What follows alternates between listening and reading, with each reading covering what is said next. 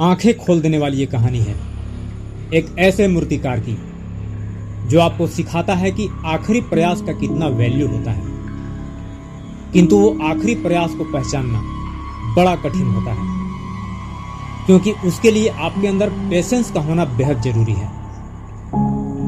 एक समय की बात है, एक राज्य में एक प्रतापी राजा राज करता था। एक दिन उसके दरबार में एक विदेशी आगंतुक आया और उसने राजा को एक सुंदर पत्थर उपहार में दिया। राजा वह पत्थर देखकर बहुत प्रसन्न हुआ। उसने पत्थर से भगवान विष्णु की प्रतिमा का निर्माण करके उसे राज्य के मंदिर में स्थापित करने का निर्णय लिया और प्रतिमा निर्माण का कार्य राज्य के महामंत्री को सौंप दिया। महामंत्री गांव के सर्वश्रेष्ठ मूर्तिकार के पास गया और उसे वह पत्थर देते हुए बोला, महाराज मंदिर में भगवान विष्णु की प्रतिमा स्थापित करना चाहते हैं। 7 दिन के भीतर इस पत्थर से भगवान विष्णु की प्रतिमा तैयार करके राजमहल पहुंचा देना। इसके लिए तुम्हें 50 स्वर्ण मुद्राएं दी जाएंगी। 50 स्वर्ण मुद्राएं? 50 स्वर्ण मुद्राओं की बात सुनकर मूर्तिकार काफी खुश हुआ और महामंत्री के जाने के उपरांत प्रतिमा का निर्माण कार्य प्रारंभ करने के उद्देश्य से अपने औजार निकाल लिए। अपने औजारों में से उसने एक हथौड़ा लिया और पत्थर तोड़ने के लिए उस पर हथौड़े से वार करने लगा, किंतु पत्थर ज्यों का त्यों रहा। मूर्तिकार ने हथौड़े से कई बार पत्थर पर किए, किंतु पत्थर नहीं टूटा। 50 बार प्रयास करने के उपरांत मूर्तिकार ने अंतिम बार प्रयास करने के उद्देश्य से हथौड़ा उठाया, किंतु यह सोचकर हथौड़े से पत्थर पर प्रहार करने के पूर्व ही उसने हाथ खींच लिया कि जब 50 बार वार करने के बावजूद भी पत्थर नहीं टूटा तो अब क्या टूटेगा। वह मूर्तिकार थक हार कर उदास मन के साथ पत्थर लेकर वापस महामंत्री के पास गया। उसे यह कहकर वापस कर आया कि इस पत्थर को तोड़ना नामुमकिन है।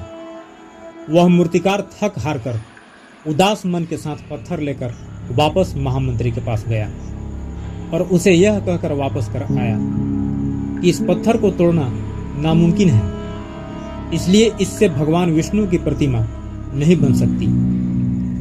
महामंत्री को राजा का आदेश हर स्थिति में पूर्ण करना था, इसलिए उसने भगवान विष्णु की प्रतिमा निर्मित करने का कार्य गांव के एक साधारण से मूर्तिकार को सौंप दिया।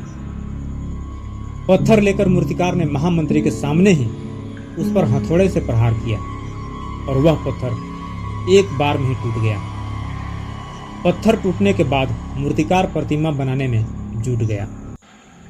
इधर महामंत्री सोचने लगा कि काश पहले मूर्तिकार ने एक अंतिम प्रयास और किया होता तो सफल हो गया होता और 50 स्वर्ण मुद्राओं का हकदार बनता। उस साधारण मूर्तिकार को खुद पर गर्व महसूस होने लगा और मन ही मन कहने लगा कि जिस पत्थर को उस मूर्तिकार ने अपने हथौड़े का 50 बार से भी नहीं तोड़ पाया, उस पत्थर को मैंने एक बार में ही तोड़ दिया। दोस्तों, वास्तव में क्या उस मूर्तिकार का एक बार के वार से ही पत्थर टूट गया था?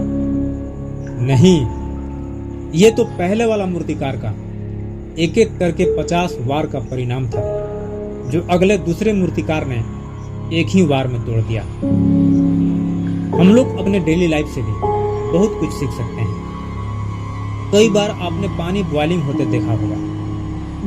पानी का बॉइलिंग पॉइंट होता है 100 डिग्री सेल्सियस। इसे 1 से लेकर 99 डिग्री भी हीट पॉइंट रहेगा तो बॉइलिंग नहीं होगा, बट ओनली 1% बढ़ जाए तो पानी बॉइलिंग होने लगेगा। ये है एक पॉइंट का वैल्यू। हम भी अपने जीवन में ऐसी परिस्थितियों से दो चार होते रहते हैं। कई बार किसी कार्य को करने के पूर्व या किसी समस्या के सामने आने पर उसका निराकरण करने के पूर्व ही हमारा आत्मविश्वास डगमगा जाता है और हम प्रयास किए बिना ही हार मान लेते हैं। कई बार हम 1-2 प्रयास में असफलता मिलने पर आगे प्रयास करना ही छोड़ देते हैं, जबकि हो सकता है कि कुछ प्रयास और करने पर कार्य पूर्ण हो जाता या समस्या का समाधान हो जाता। यदि जीवन में सफलता प्राप्त करनी है तो बार बार असफल होने पर भी तब तक प्रयास करना नहीं छोड़ना चाहिए जब तक सफलता नहीं मिल जाती। क्या पता जिस प्रयास को करने के पूर्व हम हाथ खींच लें वही हमारा अंतिम प्रयास हो और उसमें हमें कामयाबी प्राप्त हो जाए। इसीलिए जैसा कि मैं हमेशा कहा करता हूँ कि बुरे दिन आते ही हैं आपके इरादे को मजबूत करने के लिए।